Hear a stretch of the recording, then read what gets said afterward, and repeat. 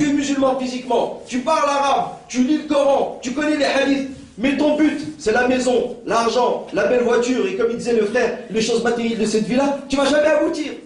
Et Allah, il ne va pas t'utiliser. Allah, il ne va pas t'utiliser. Et tu ne vas pas aboutir. Parce que tôt ou tard, tu te feras corrompre. Tôt ou tard, tu vas te faire corrompre. Parce que tes objectifs, ils ne sont pas sains. Et c'est pour ça, mes frères et mes sœurs, tous les problèmes, ils sont dans les musulmans. Le problème de l'islam, c'est le musulman, c'est pas le non-musulman. Le non-musulman, il a besoin de l'islam.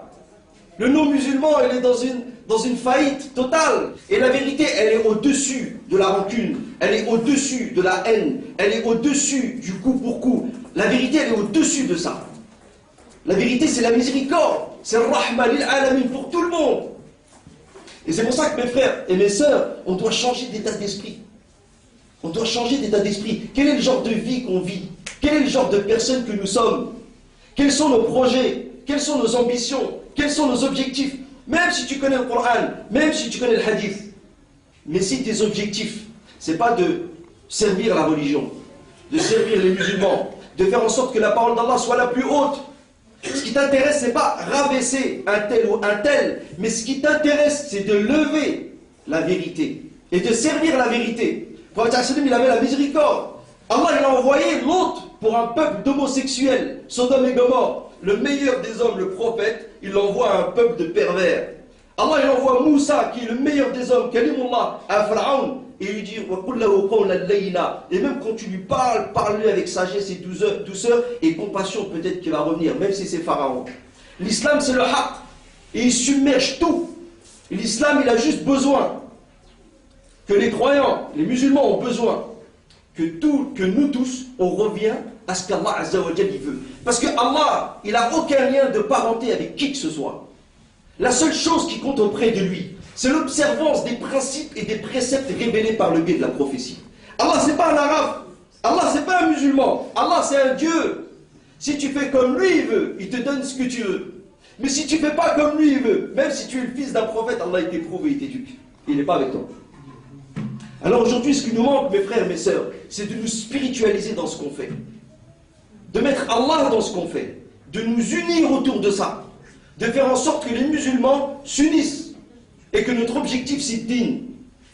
Et de nous corriger intérieurement.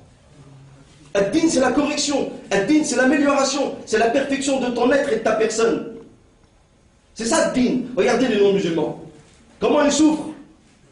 Regardez la situation dans laquelle ils sont. Même si on voit des choses, on voit qu'ils sont bien, peut-être qu'ils ont telle et telle chose, ils ont telle et telle... Mais en réalité, c'est des gens qui souffrent. Regardez le stress, le suicide, l'insomnie, l'angoisse, les divorces.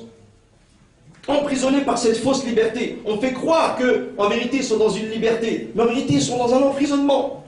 Emprisonnés d'être beaux, emprisonnés d'être maigres, emprisonnés d'être jeunes, emprisonnés de toutes ces choses-là. Regardez les gens, les filles, comment elles sont... Regardez la situation dans laquelle les gens ils souffrent.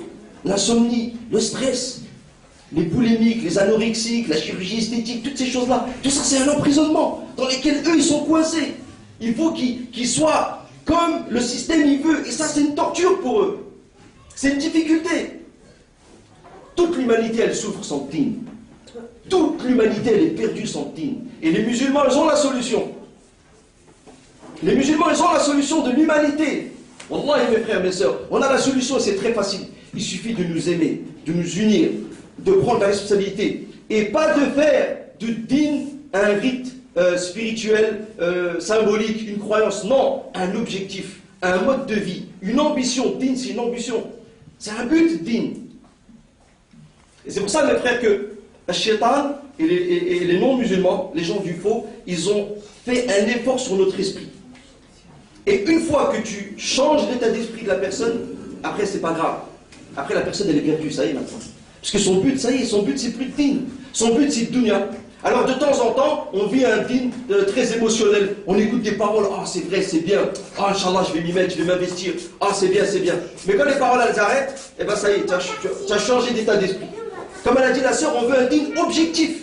Un din avec une intelligence. C'est comme il y a l'islam, l'iman et l'ihsan. Il y a la soumission. L'islam c'est pour le corps. L'iman c'est pour l'aql, l'intelligence. Et l'ihsan c'est pour la perfection. Vous comprenez mes frères et mes sœurs? Il faut qu'on se mette des objectifs. Le but de ma vie, c'est de satisfaire Allah et de servir la gloire d'Allah Azza wa Jal. Parce que tout le monde a besoin de ce dîn-là. Même les gens les pires, les plus loin, ils ont besoin de ce dîn. Parce que s'ils meurent sans ça, ils vont rentrer dans une difficulté éternelle et personne ne pourra solutionner pour eux.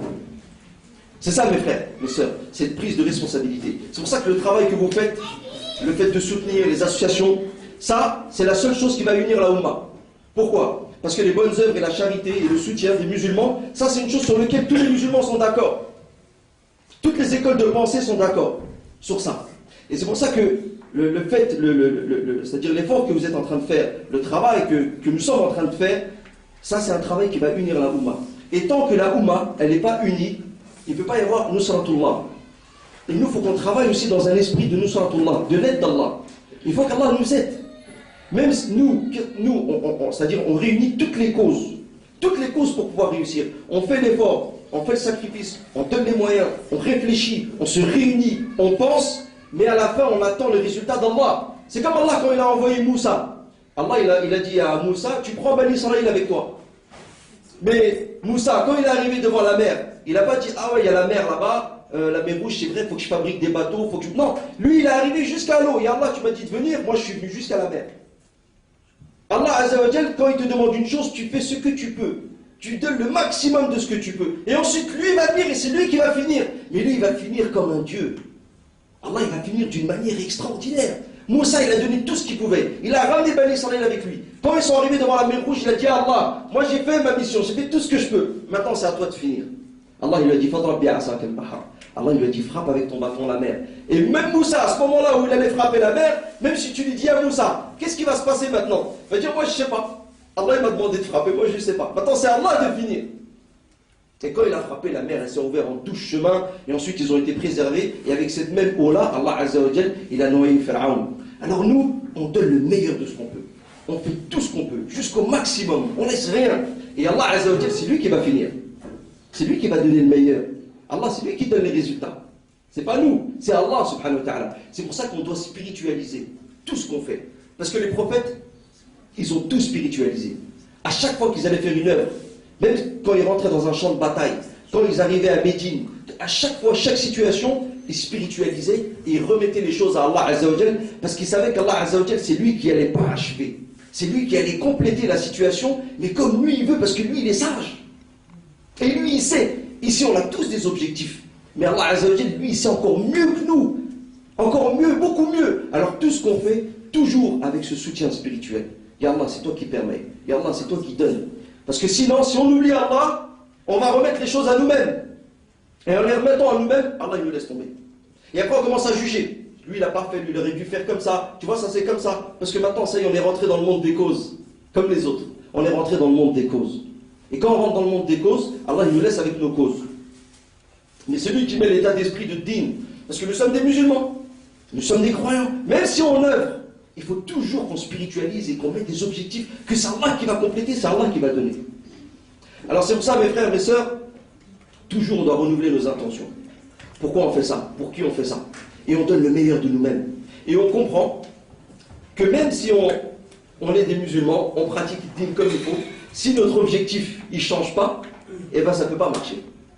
Ça ne peut pas marcher. Si notre objectif il ne change pas, ça ne peut pas marcher. Et aujourd'hui, la crise dans laquelle les musulmans ils sont dans le monde entier, ce n'est pas un manque de science. Parce qu'aujourd'hui, regardez toutes les chaînes de télévision, regardez tous les livres qui sont écrits. Allez dans les bibliothèques islamiques, vous allez voir, juste sur le sujet du mariage, vous allez trouver 3 ou 4 000 livres. Ce n'est pas un problème de science, ce n'est pas un problème de quantité. On est 1,5 milliard, ce n'est pas un problème de quantité, ce n'est pas un problème de richesse. Toutes les richesses du monde, elles sont concentrées sous les pieds des musulmans. Ce n'est pas un problème de mosquée, on a des mosquées. Le problème, il est dans moi. C'est moi le problème. Chacun il dit c'est moi. Chacun il revient à lui-même. C'est pas les autres, c'est moi. Parce que les autres, j'aurais beau crier sur les toits, ils vont pas changer. Mais moi, si je me concentre sur moi, tôt ou tard, je vais changer et je vais m'améliorer et je vais me perfectionner.